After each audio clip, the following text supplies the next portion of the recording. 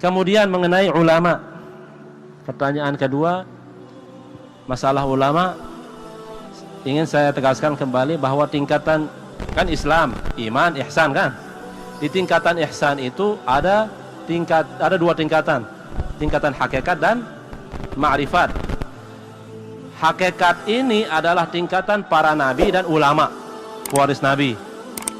Ciri-ciri mereka ada 4. Sidik, amanah, tabligh, fatanah. Di tingkatan ma'rifat, siapakah mereka? Para rasul dan pewaris rasul. Siapa pewaris rasul? Para wali. Ciri-ciri mereka berapa? 4 juga. Apa saja itu? Bukan sidik, bukan amanah, bukan tabligh, bukan fatanah. Sidik, amanah, tabligh, fatanah itu adalah sifatnya para nabi dan sifatnya para pewaris nabi, yaitu ulama.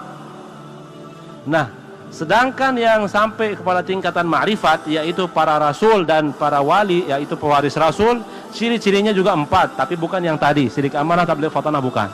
Tetapi apa itu? Rahmah, ilmu laduni, izin, dan basirah.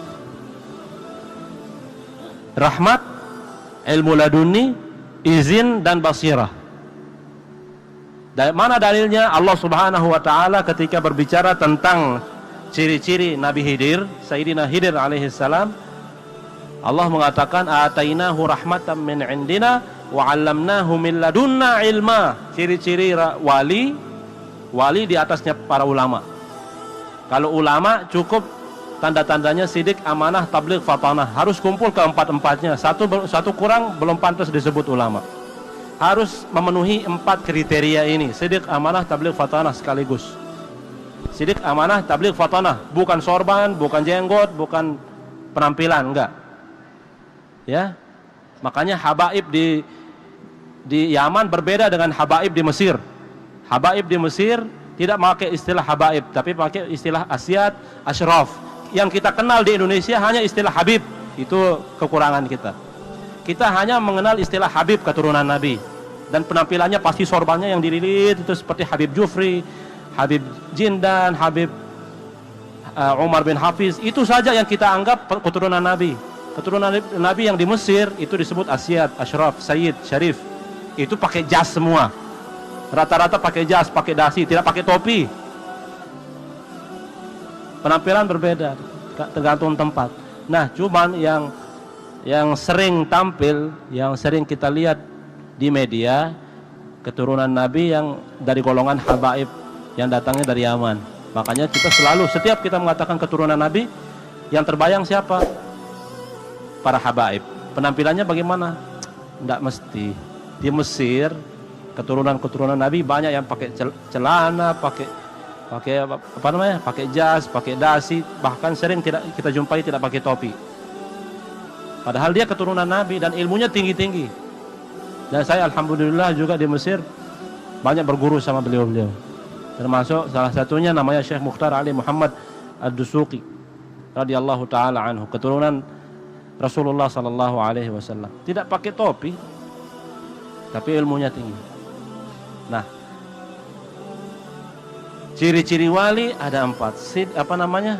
Rahmat dan ilmu laduni, izin dan basirah. Rahmat sebagaimana rahmatnya Rasulullah sallallahu alaihi wasallam yang diutus sebagai rahmatan lil alamin, memberikan rahmat kepada semesta alam. Begitulah semestinya pewarisnya, rahmat di hadapan orang kafir, tidak keras.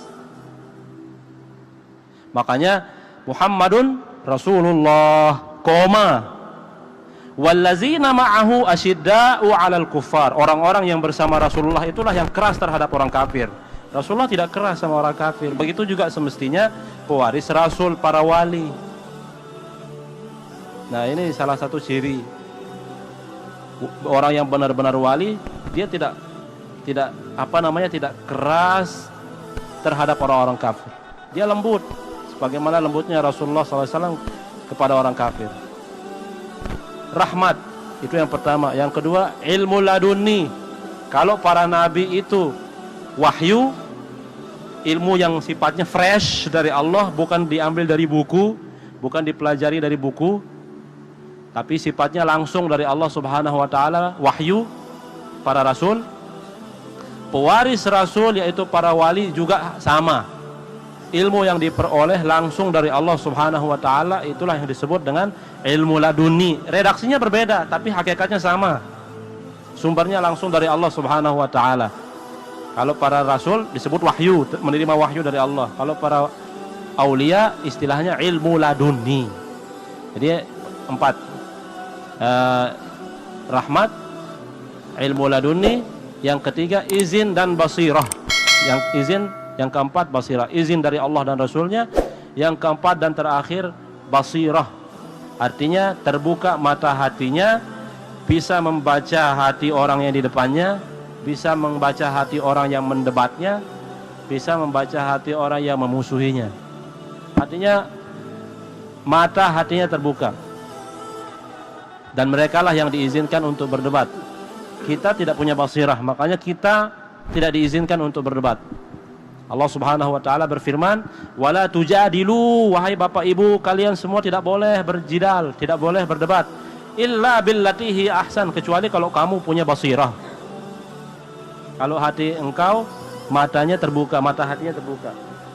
Sedangkan para rasul, Allah berfirman, "Ud'u ila sabili rabbika bil hikmati wal mau'izatil hasanah wajadilhum," diperintahkan para rasul, diperintahkan berdebatlah dengan mereka. Kenapa? Karena wajadilhum billati hi ahsan, para rasul itu otomatis hatinya, basirahnya terbuka.